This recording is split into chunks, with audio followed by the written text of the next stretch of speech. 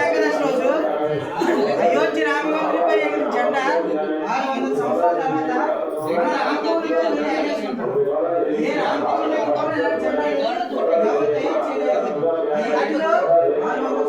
7,000 మంది విఐపీస్తో ఈ జెండా ఎగరేస్తారు. ఈ జెండాకి చాలా ప్రత్యేకత ఉంది. వాల్మీకి రామాయణంలోనే అన్ని రామాయణంలోనే ఉంది. ప్రతి జెండాని తయారు చేసింది కశ్యప్ మహారాజు, కశ్యప్ మహర్షి. ఆయన పారిజాతం చెట్టు తయారు చేశారు. తర్వాత భరతుడు రాముడిని అరణ్యం నుంచి తీసుకెళ్ళడానికి వస్తాడు. అప్పుడు లక్ష్మణుడు పారిజాతం చెట్టు ఎక్కి భరతుడిని సైన్యాన్ని చూస్తాడు. అలాగా ఈ ఫస్ట్ మొదటిగా ఉన్నది కోవిలార్ చెట్టు. ప్రపంచంలోనే మొట్టమొదటి హైబ్రిడ్ చెట్టు. ప్రపంచంలోనే మొట్టమొదటిగా హైబ్రిడ్ చెట్టు. తర్వాత రాముడు సూర్యవంశానికి సంబంధించిన రాముడు సూర్యుడిలా ప్రకాశిస్తాడు. అలాగా సూర్యుడిలా ప్రకాశించడానికి సూర్యుడి విగ్రహం. అలాగే ఆధ్యాత్మిక ధ్వని అంటే ఓంకారం. ఆధ్యాత్మిక ధ్వని అంటే ఓంకారం. మనం ఓంకారం పలుకుతాం కదా, ఓంకారం పలకడానికి కూడా ఒక ఫార్ములా ఉంది. ఏంటంటే 2 అక్షరాలు పలుకుతాం.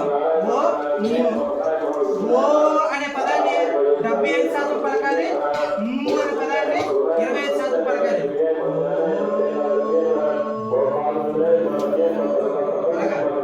పలకడానికి కూడా ఒక ఫార్ములా ఉందన్నమాట.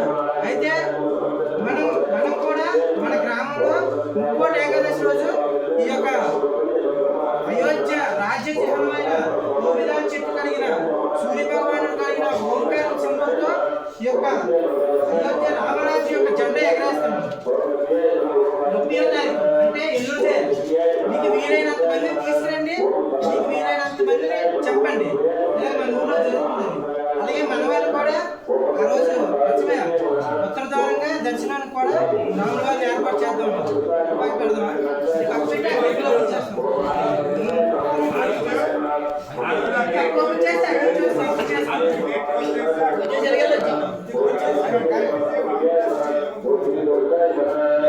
తర్వాత